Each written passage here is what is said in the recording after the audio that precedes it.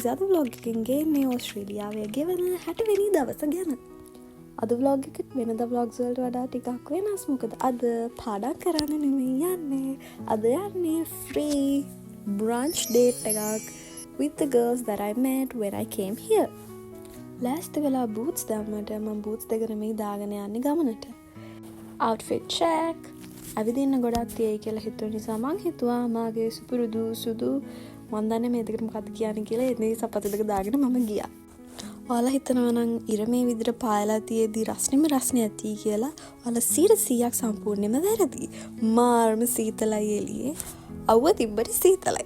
කොච්චර ලස්සනට කොණ්ඩේ හැදුවත් වැඩක් නැහැ. හුලඟ එද්දි කොණ්ඩේ අවුල් වෙනවා. අද බ්‍රන්ච් එක තිබ්බේ සිටි එකේ. ඒ ගර්ල් නතර වෙලා ඉන්න තැන තමයි අපිට බ්‍රන්ච් එක දුන්නේ. ඒ ගර්ල් නතර වෙලා ඉන්න තැන බ්‍රන්ච් එක දුන්නේ එයාගේ බර්ත්ඩේ එක තිබ්බ නිසා. මේ දේවල් කොච්චර ෆැන්සි ලස්සන විදිහට තිබ්බත් ගෙවන හැම තප්පරයකම ලංකාව මතක් නොවි තියෙන්නෙම නැහැ මට. මගේ යාළුවෝ මගේ ගෙදර ලංකාවේ තැන් මං එළියට යාළුවොත් එක්ක ගියපු ඒවා මේ දවසෙත් මට මෙතන මෙහෙම හිටියට මගේ හිත තිබ්බේ ලංකාවේ. අන්දන්නේ ඒක හොඳ දෙයක්ද නරක දෙයක්ද කියලා තාම මම හෝම් සික් නැති වුණාට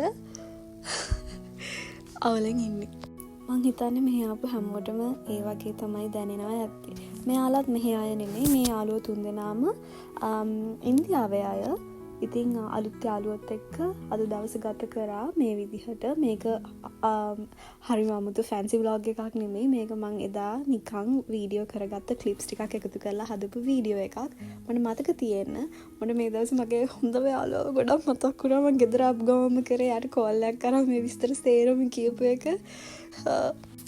පව්වේ යාළුවා ගොඩක් මහන්සලා තිබ්බා අපිට ට්‍රීට් එක දෙන්න. අපි ඊට පස්සේ හිතුවා ඇඩිලේඩ් සිටි එකේ පොඩ්ඩක් ඇවිදින්න. මේ රන්ඩල් මෝල් එක කියලා කියන්නේ මේකට. මේක මෝල් එකක් කිව්වට මම එදා තමයි දැනගත්තේ පාරත් ඒ මෝල් එකේම කොටසක් කියලා.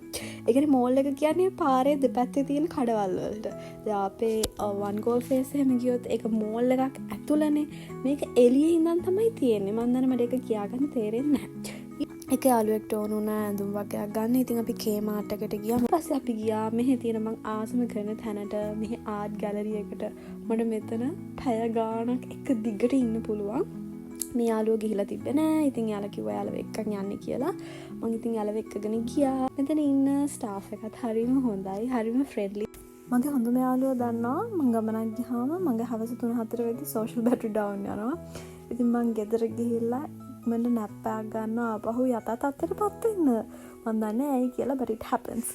Thank you for watching. Bye.